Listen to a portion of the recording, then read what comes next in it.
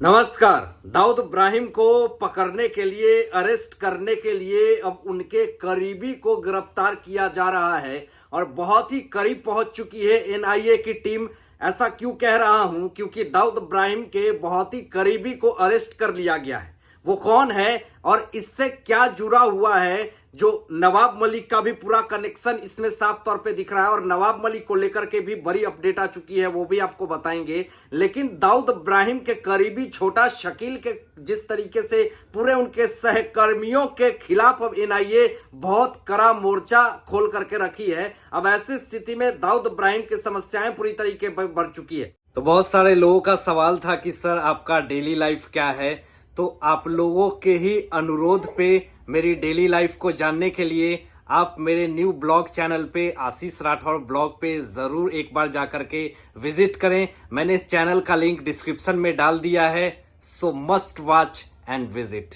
दाऊद इब्राहिम कोई छोटा मोटा आतंकी नहीं है। पूरे देश भर में इसको ग्लोबल आतंकी के रूप में माना गया है और इसके ऊपर $25 मिलियन का भी इनाम रखा गया है। अब आपको बता दें कि ये 1993 मुंबई बम ब्लास्ट का सबसे बड़ा मास्टरमाइंड है और इसको गृह मंत्रालय ने 2022 फरवरी में एनआईए नेशनल इन्वेस्टिगेशन एजेंसी को सौंप दी है। और ये एनआईए जो है, जो जांच एजेंसियां हैं, ये सबसे बड़ी आतंक संगठन की जांच करती है। और जिस तरीके से एनआईए इस स्पेशल इन्वेस्टिगेशन कर रही है अपना सीक्रेट टीम बना करके, और मनी लॉन्ड्रिंग के मामले में ईडी भी पूरी तरीके से अपनी जांच कर रही है, इससे अब दाऊद इब्राहिम की समस्याएं बढ़ गई है। अब आपको बता दें कि सबसे बड़ी और ब्रेकिंग खबर, दाऊद इब्राहिम का करीबी छोटा शकील का जीजा गिरफ्तार हो गया है। इसकी गिरफ्तारी के बाद एनआईए ने जो सबसे बड़ा और कड़ा कदम उठाया है वो मैं आपको आगे बताने वाला हूं। एनआईए ने बहुत ही कड़ा कदम उठा दिया है, बहुत ही ठोस कदम उठा दिया है। दाऊद इब्राहिम की समस्याएं और मुसीबत पूरी तरीके से बढ़ गई है जब से कि छोटा शकील के जीजा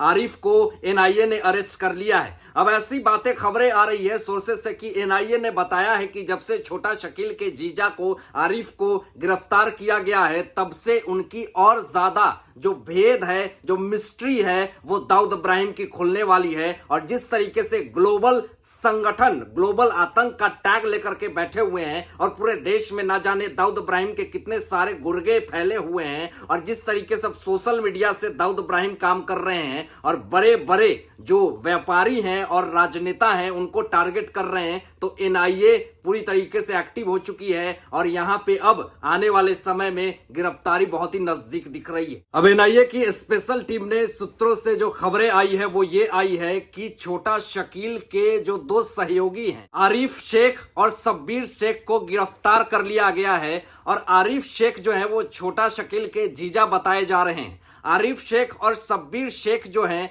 वो टेरर फंडिंग का पूरी तरीके से इनके ऊपर आरोप लगा हुआ है। अब आपको बता दूं कि छोटा शकील की बहन फहमीदा की शादी आरिफ शेख से हुई और फहमीदा जो छोटा शकील की बहन है 2020 में कोरोना संक्रमित से उनकी मौत हो गई। अब आपको यहाँ पे एक और इंपॉर्टेंट बात बता देना चाहते हैं कि छोटा शकील का एक और नाम है शकील बाबू मियां, और ये शकील बाबू मियां उर्फ जो छोटा शकील है वो दाऊद इब्राहिम का सीईओ बताया जाता है। यानी ये पूरा नेटवर्क जो है, पूरे नेक्सस को एनआईए तोड़ना चाह रही है और ये साफ तौर पे धीरे धीरे दिख रहा है कि एनआईए अपने राह पे चल रही है और सुराग को ढूंढते हुए मंजिल तक पहुंच चुकी है। एनआईए ने आरिफ शेख को गिरफ्तार किया गया और इनके ऊपर आरोप जो अब लग रहे हैं, और जितने सारे आरोप लगे वो भी आपको बता दें कि गुजरात के पूर्व गृह मंत्री हरेन पांड्या की हत्या का भी आरोप है और मुंबई क्राइम ब्रांच ने इनके ऊपर जबरन वसूली का, गैंगबाजी का, जमीन हथियाने का, ये तमाम आरोप आरिफ शेख के ऊपर लगा हुआ है। और एनआईए ने आरिफ शेख को जब से गिरफ्तार किया गया है, शब्बीर शेख को साथ साथ गिरफ्तार किया गया है, तब से एनआईए को बड़ी सफलता हासिल हुई है। अब सूत्रों ने यह कहा है कि छोटा शकील का जीजा आरिफ शेख जो है वो छोटा शकील के बताए हुए रास्ते पे चलता है और जितने सारे मुंबई में क्राइम करने हैं, जमीन घोटाले करने हैं, चाहे पूरा वसूली करना है, ये छोटा शकील आदेश देता है आरिफ शेख को, और शब्बीर शेख इन तमाम चीजों को हैंडल करता है। तो किस तरीके से पूरा खेल जो है वो महाराष्ट्र में चल रही है और किस तरीके से दाऊद इब्राहिम के करीबी आरिफ शेख हो, चाहे वो छोटा शकील हो, चाहे शब्बीर शेख हो, ये तमाम लोग एनआईए के हत्थे चढ़ने वाले हैं। और जिस तरीके से शब्बीर शेख और उसके बाद आरिफ शेख जो हत्थे चढ़े हैं एनआईए के, तब से तो दाऊद इब्राहिम का जितना लंबा चौड़ा नेक्सस है वो साफ तौर पे टूटता हुआ दिख रहा है। अब आपको ये भी बता दें कि आरिफ शेख और शब्बीर शेख को एनआईए ने क्यों गिरफ्तार किया गया है। आपको बता दें कि छोटा शकील के साथ पैसे की पूरी तरीके से आरिफ शेख और शब्बीर शेख दोनों लेन देन करते थे। और ये पैसे की लेन देन साफ तौर पे हथियार को इकट्ठा करने का, भारत देश में आतंक फैलाने का, जबरन वसूली करने का, ये तमाम चीजों का जिस तरीके से खेल चल रहा था आरिफ शेख और शब्बीर शेख का छोटा शकील के साथ, तो ये तमाम चीजें एनआईए जो है वो इन्वेस्टिगेशन के तौर पे निगरानी रख रही थी। लेकिन जैसे एक बड़ा ट्रांजैक्शन होता है छोटा शकील के साथ आरिफ शेख और शब्बीर शेख का, तब जाकर के दबोच लेती है एनआईए की टीम। जब से महाराष्ट्र के कैबिनेट मंत्री नवाब मलिक के ऊपर दाऊद इब्राहिम के गुर्गों से जमीन खरीदने का आरोप लगा है, टेरर फंडिंग का आरोप लगा है, तो जब जब दाऊद इब्राहिम का नाम सामने आता है तब तब नवाब मलिक की भी चर्चा होती है। कुर्लावाला जमीन, जिस तरीके से उन्होंने जमीन घोटाले में करोड़ों रुपए की धांधली करी, उन तमाम चीजों पे अब नवाब मलिक की भी समस्याएं बढ़ रही है। और जिस तरीके से नवाब मलिक के गुर्गे चारों तरफ फैले हुए थे और जमीन हथिया रहे थे,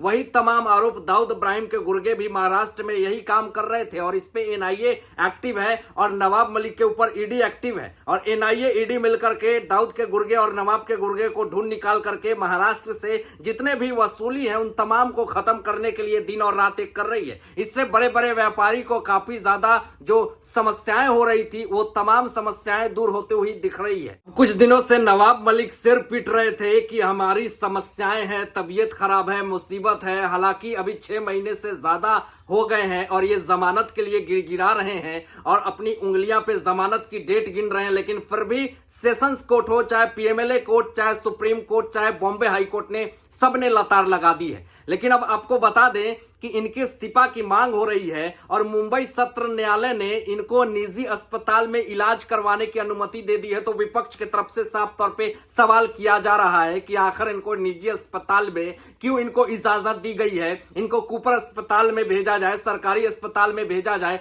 लेकिन मुंबई सत्र न्यायालय ने जब से ये फैसला सुनाया है, इससे नवाब मलिक की थोड़ी सी राहत मिली है। और ये मुंबई सत्र न्यायालय की तरफ से ये कहा गया है कि आप निजी अस्पताल में सिर्फ एक परिवार को साथ में रख सकते हैं, लेकिन ये कुछ दिन तक ही मुंबई सत्र न्यायालय ने ऐसी छूट दी है, फिर तो उनको वही ऑर्थर रोड जेल में जाकर के समर्पित हो जाना है। लेकिन एक और बात बता देना चाहता हूं कि मुंबई सत्र न्यायालय ने यह भी कहा है कि ये अस्थायी राहत है और इससे नवाब मलिक को ज्यादा खुश होने की जरूरत नहीं है, फिर वो उसी काल कोठरी में जाकर के बंद होने वाले हैं। ये दाऊद इब्राहिम का मुद्दा हो, चाहे नवाब मलिक की मुद्दा हो, चाहे अनिल देशमुख की वसूली कांड हो, इन तमाम मुद्दों से महाविकास अघाड़ी सरकार की जो चुनाव होने वाली है, चाहे वो मुख्यमंत्री के पद की चुनाव हो, चाहे बीएमसी का चुनाव हो, ये तमाम दाऊद इब्राहिम के मुद्दों से और नवाब मलिक के जितने सारे धांधली से, ये सारे चीजों पे महाविकास अघाड़ी सरकार के चुनाव पे काफी ज्यादा असर पड़ेगा। ये बीजेपी की तरफ से साफ तौर पे कयास लगाए जा रहे हैं। आप क्या सोचते हैं इन तमाम मुद्दों पे अपनी विचार जरूर व्यक्त कीजिएगा और ऐसे ही लेटेस्ट अपडेट पाने के लिए इस चैनल को सब्सक्राइब करके बेल आइकन प्रेस कर दीजिएगा